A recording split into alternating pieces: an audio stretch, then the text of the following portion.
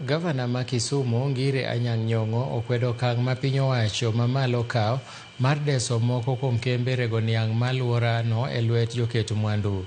Nyong'o wacho ni ondamono dhi ataro gi pend chike ma pachoka kendo ni ondhogo jopur niang' e gwenge mipure niang' ma geno margi nitiere yuto mawuok e pur mar niang'.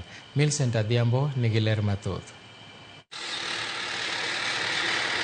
Ma en bang' piny owacho keto kembe kaka Chemelil, Kibos, Muhoroni kod West Valley Sugar Company e lwet joket mwandu kuom thuolo mar higni 30. Ondamo makoro oyudo kwet kowuok kuom gavana ma Kisumu Ngire Peter Nyong'o. We are dismayed to learn that the planned leasing of Chemelil Sugar Factory and Muhoroni Sugar Factory has been fast-tracked and finalized. This is nothing short of daylight robbery, an economic coup d'etat against over 60,000 farmers involving 15,000 hectares of land. We firmly oppose this opaque lease plan, which ignores the social fabric, existing infrastructure, and public interest in sugar belt sub-counties. Nyong'o wacho ni keto kembego e lwet ji giwegi ok bi mana mayo oganda thuolo mag tije kod mwandu jopiny, to biro yengo kendo rocho dongruok mar piny Kenya ka olieko ni winjruok mar ne keto kembego e lwet ji giwegi ne otim e yor apanda maonge kawo pach jokanyo e sekta mar sukari. The 30-year leases without stakeholders' involvement will disenfranchise local farmers, robbing them of land and economic autonomy.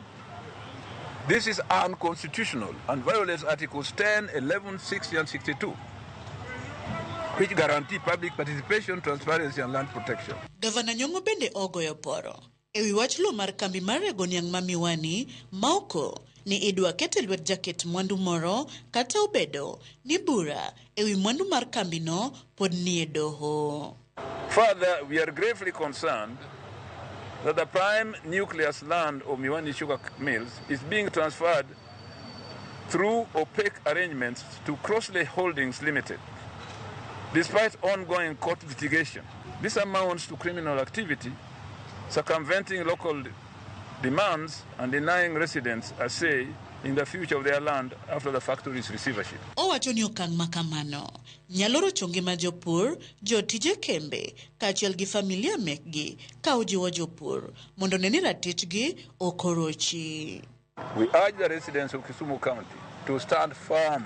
We must reject this scheme that ignores the voices of those most affected farmers, workers, and communities. This ill-conceived leasing agenda is not just illegal. It is a threat to land rights, community cohesion, and the future of the sugar industry in Kisumu.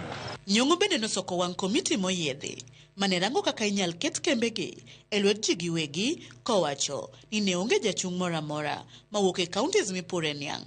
Gino ma owacho ni nyiso kaka chenrono ne onge adiera, ratiro, kaachiel bende gi buono chike ma pachoka. We demand an immediate halt to the leasing process until all the legal and constitutional dictates are addressed and aligned. We call for urgent broad stakeholders engagement. The County Assembly must lead a people-powered resistance against this attack on devolved authority and local livelihood. Millicent Adhiambo, Ramogi TV, Kisumu County.